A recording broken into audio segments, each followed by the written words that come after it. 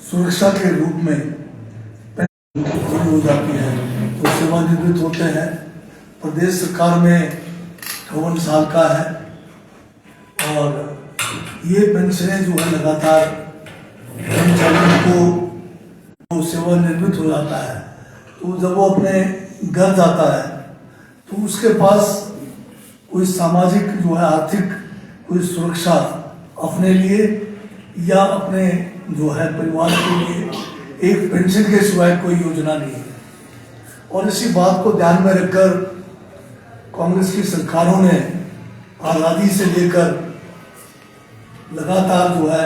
इस योजना को जारी रखा है। परंतु 2003 में जब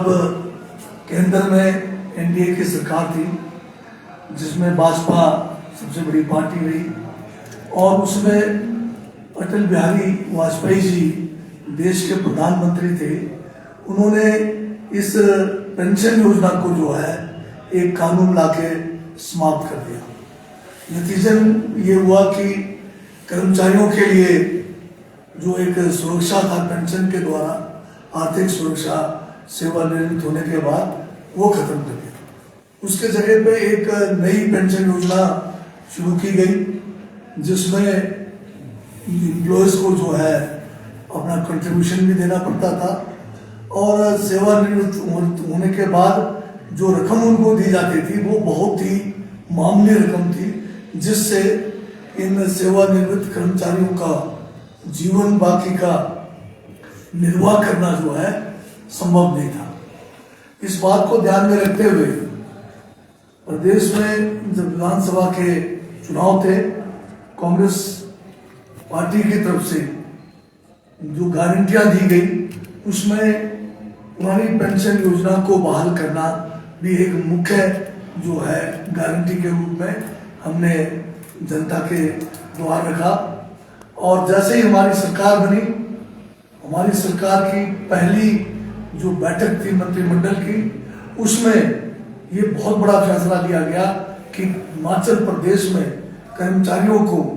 जो 1,30,000 से ज़्यादा कर्मचारी थे उनको जो है ये पुरानी पेंशन योजना जो है लागू की जाएगी। न केवल पहली गारंटी की विधिवत घोषणा की गई कैबिनेट के बैठक में, बल्कि जो हमारा प्रथम हमारा बजट था उसमें भी 1,000 करोड़ रुपए का ये पेंशन के लिए जो है प्रावधान किया गया। और इस पेंशन योजना को जो है पूरी तरह से प्रदेश में लागू किया गया है और इससे जो है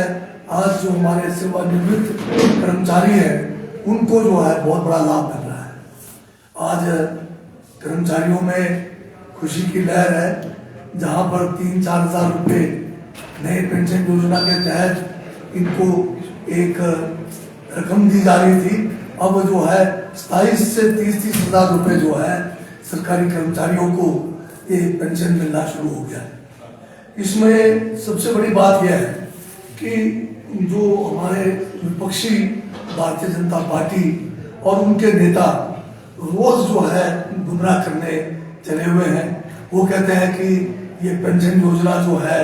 इसका कोई लाभ नहीं मिल रहा है और दूसरी बात ये कहते हैं कि ये भी जो है पुरानी पेंशन योजना को जो है लागू रखेंगे, जारी करेंगे। परंतु हकीकत यह है कि देश के प्रधानमंत्री हमारे नरेंद्र मोदी जी ने अभी हाल में जो राज्यसभा के जो हमारा सेशन था उसमें उन्होंने कहा कि पुरानी पेंशन योजना को जो है तुरंत जो है समाप्त किया जाएगा और जितने भी प्रदेश के अंदर आपके जितने भी प्रदेश जहां पर भारतीय जनता पार्टी का शासन है वहां पर इस योजना को समाप्त किया गया है। राजस्थान में कांग्रेस की सरकार ने पिछली कांग्रेस की सरकार ने पुरानी पेंशन योजना शुरू की थी, परंतु वहां बीजेपी की सरकार आने के बाद उसको समाप्त कर दिया गया है। अब यहाँ पर जो प्रदेश में भाजपा के जो नेतागण है वो कहते हैं कि पुरानी पेंशन योजना को लागू करेंगे और उनके जो है पार्टी के शीर्ष नेतृत्व और जो हमारे प्रधानमंत्री नरेंद्र मोदी वो कहते हैं कि ये पेंशन योजना जो है बिल्कुल से जो है समाप्त कर दिया गया है। तो ये जो प्रदेश के नेता है क्या ये जो है हमारे जो इनके राष्ट्रीय स्तर के नेता हैं या देश के प्रधानमंत्री नरेंद्र मोदी है, क्या उनसे ऊपर है? तो ये लोगों को गुमराह करना छोड़ दे भाजपा की, तो हिमाचल में भी ये पुरानी पेंशन योजना को समाप्त करेंगे। मेरा इन नेताओं से ये कहना है कि जो हमारी जो नई पेंशन योजना थी एनपीएस, इसमें 2003 से लेके अभी हाल तक करीब जो है 9,000 करोड़ रुपए एनपीएस का, जिसमें हमारे कर्मचारियों का शेयर भी है और प्रदेश सरकार का शेयर भी है, वो केंद्र सरकार के पास जो हमारा जो NSDL है, जो हमारा नेशनल सिक्योरिटीज डिपॉजिटरी लिमिटेड है, जिसके पास ये धनराशि जमा है, जो केंद्र सरकार के पास है 9,000 करोड़ के करीब है। अगर इनमें दम है तो ये 9,000 करोड़ रुपए जो है केंद्र सरकार से हिमाचल प्रदेश में लेकर आए, ताकि हिमाचल प्रदेश जिसका आपने पिछले जब आपकी सरकार थी उस समय आपने इस खजाने को लूटा है, कम से कम ये पैसा अगर केंद्र से जो हमारा अपना पैसा है इसको आप अगर दिलाएंगे, आप इसको लेकर आएंगे, तो हम भी आपका धन्यवाद करेंगे, क्योंकि ये बहुत बड़ी रकम है हिमाचल के संदर्भ में, हिमाचल के विकास में इस पैसे का बहुत बड़ा योगदान हो सकता है। तो मैं यही जो है आपके माध्यम से जो है प्रदेश की जनता को और विशेषकर कर्मचारी वर्ग को ये याद दिलाना चाहता हूँ कि कांग्रेस की सरकार हमेशा जो है कर्मचारियों के हितों में काम करती रही है, चाहे नए से नए स्कीम बनाने की हो, चाहे वित्त आयोग बनाने की बात हो, चाहे हमारे कर्मचारियों को समय समय पर जो है नए स्केल देने की बात हो। ये सारा का सारा जो है कांग्रेस की विचारधारा के कारण हुआ है और हमने अपनी गारंटी को पूरा करके दिखाया है और इस चुनाव में हमें पूरा उम्मीद है कि आप अपने हितों की रक्षा के लिए कांग्रेस पार्टी का भरपूर जो है समर्थन करेंगे। धन्यवाद। कोई परमानेंट सॉल्यूशन निकालेंगे सर, ताकि इस तरह का भय कर्मचारियों में ना हो कि अगर सरकार बदलती भी है कभी तो उनकी पेंशन जो है उसकी ओर हो? बिल्कुल, हम जो है कर्मचारी हितैषी हमारे जो है कांग्रेस की विचारधारा है। अगर इसमें कोई भी कानून को अगर लाना पड़े तो वो कानून भी हम हिमाचल प्रदेश के विधानसभा में कर्मचारियों के पेंशन को लेकर भी लाने के लिए तैयार है। सर, कल केंद्रीय मंत्री अनुराग सिंह ठाकुर ने हमीरपुर में बयान दिया कि कांग्रेस जो है उनको हार का डर सता रहा है, तभी झूठे दावे यहां पर किए जा रहे हैं। ये बड़ी निंदा है कि जो लोग झूठ बोलने में